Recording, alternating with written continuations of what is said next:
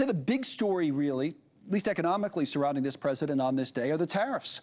They're in full effect now. As the clock struck midnight, new taxes on foreign goods started to be collected. And you're talking about over 90 countries, there's the map, being tariffed at a patchwork of rates. 10%, I guess, still technically the lowest, but really a lot of the countries that came in and made a deal, they struck it at 15%. Today's political panel, Democratic strategist Navin Nayak, Republican strategist Matt Klink. All right, so again, there are some exemptions to it, Matt, but overall, these are the highest kind of tariff rates on average we've seen, I think, going back to like the Depression era.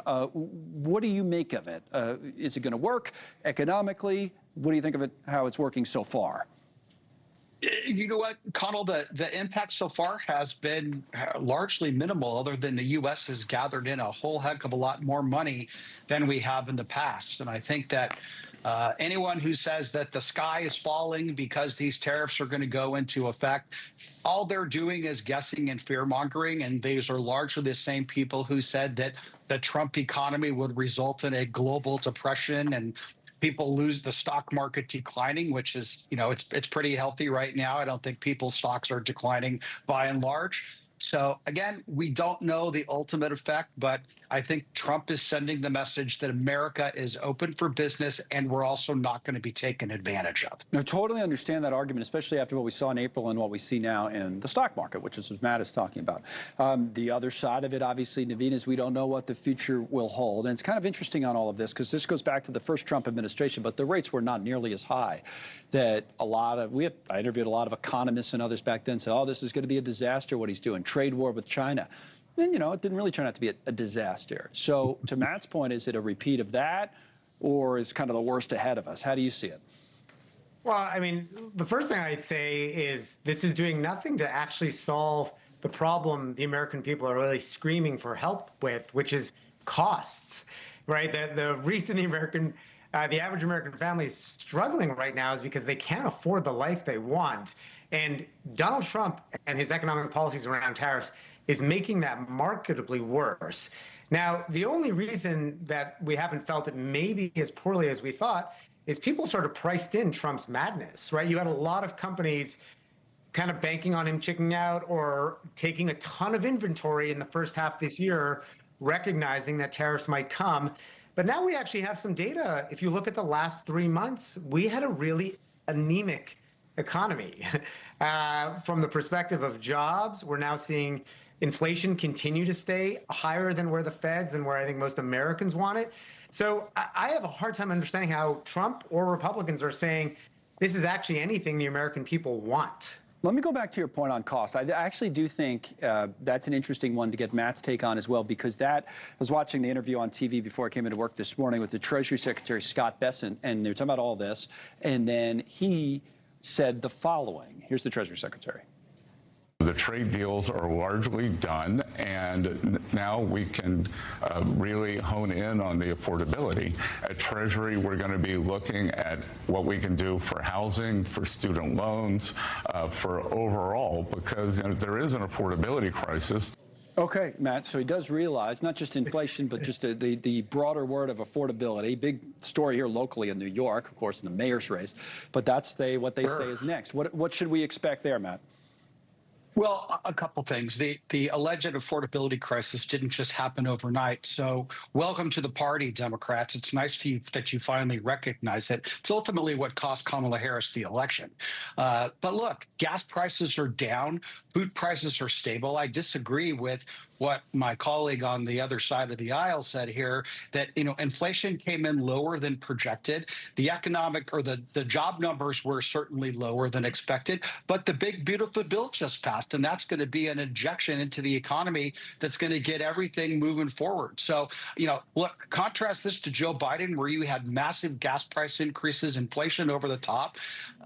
Look, the economy is stronger under Trump than it was under Joe Biden by a long shot. Yeah, well, probably, you know, could debate some of those issues, but you're right. The inflation is certainly moderated, and stock market is doing well. On the big, beautiful bill, you know, the jury's still out. We'll see. I mean, the Democrats are going to run on that. Republicans will have to defend it, and we'll see what happens. But are we also going to have a national conversation, Navin, like the one that I referenced that we're already having in cities like New York about The affordability, like things like housing. That seems to be what Bessent was referring to, that they want to get into that. It's astounding that he's saying there's also an affordability crisis. We're 9 months into the reason Donald Trump got elected at its core. And yeah, they did pass a big, beautiful bill. Please tell me what that did to lower costs. 15 million people are going to lose their health care and have their health care costs go up, including millions of Americans who are going to get a check or a notice in the mail this year that their premiums are going up thanks to Donald Trump and the Republican It'll lower Party. taxes, I guess, and that's what people No, will it's argue. not. More money in their pocket. I think That is government-run not true. grocery That is- stores are the solution. Government-run That is not grocery true. stores are the solution, Devine. Which First of part- all, which part it is is not not- going to lower. It is not going to lower. No, what's part most is not people's true, tax- Naveen? Most people's taxes are not going to go down, Connell. Remember, Well, they just, all this that is actually is a true. good point. They And won't it- go up. Most of them won't go up because Fine, if but the that tax is not a cuts tax cut. expired, it would have been a that is tax not- hike. You got to think like the average American family who's already struggling. The big, beautiful bill, and this is really well proven by the Yale Lab and others, the lower income families are going to lose out on the big, beautiful bill. They're going to pay more for a whole host of things and get very little in return. That Yale Lab thing, they said the tariffs were going to cost, Matt, the families like $2,400 this year and maybe in the future. So that goes back to the first part of our conversation. The costs, things might be okay now, but it might get worse.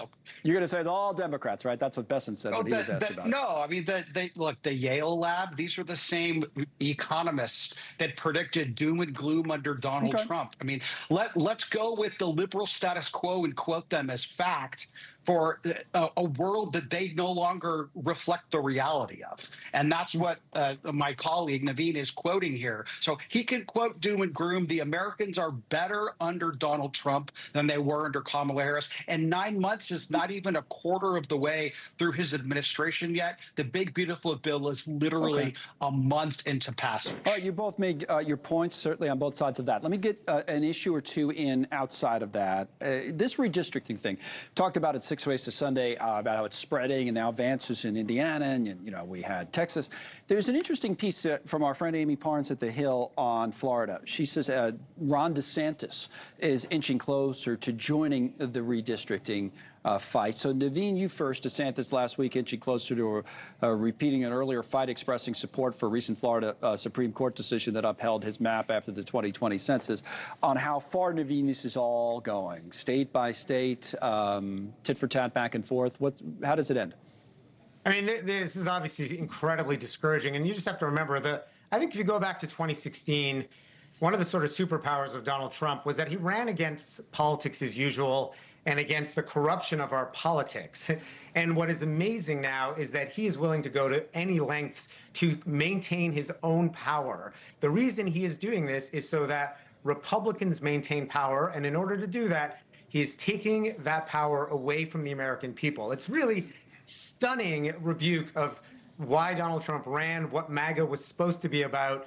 And now they're basically saying our power is more important than anything, and we'll violate the Constitution, we'll violate laws in order to keep our power. All right, let me have Matt respond to that, and also, because this will be the final word, then we got to get a break in, mention one other story. It's related to Florida. It seems to be a setback in court for this administration today that a federal judge says that the construction going on with the Alligator Alcatraz, the immigration detention center they're building in the Everglades, has to be temporarily halted. I believe it was environmental concerns. But that and response as well, Matt, on redistricting. Yeah, real quickly, Donald Trump's no fool. The Democrats are far more sophisticated at skewing the redistricting process to disenfranchise Republican voters in blue states across the country. And Donald Trump, aside from being no fool, he really doesn't want Republicans to be chumps. So he is going to press their advantage in red states, as they should. And the Democrats are going to end up losing. If they want a fair redistricting process, then we can have a fair redistricting process. But right now, they're going to press their advantage. And immigration in the courts? Again, it's a temporary decision by a judge who will ultimately get disapproved by a higher court judge. Donald Trump is the ultimate authority on immigration, and it's just another liberal judge doing what liberal judges do. Matt Klink, Naveen Nayak, left and right political panel today. Thank you both.